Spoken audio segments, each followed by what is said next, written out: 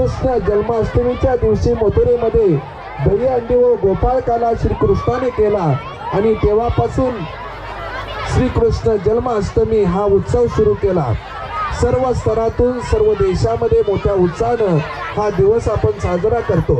मोरया चित्रपटातील गायक स्वप्नील बांदोडकर व अवधूत गुप्ते यांनी संगीतबद्ध केलेलं गीतकार गुरु ठाकूर यांनी मान्य केलेलं सदाबहार गीत गोविंदा गोपाळा येता 5वी अबची मुलं आणि मुली सादर करत आहेत। गोविंदा गोपाळा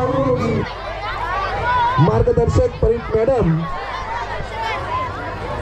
आणि रेशमा।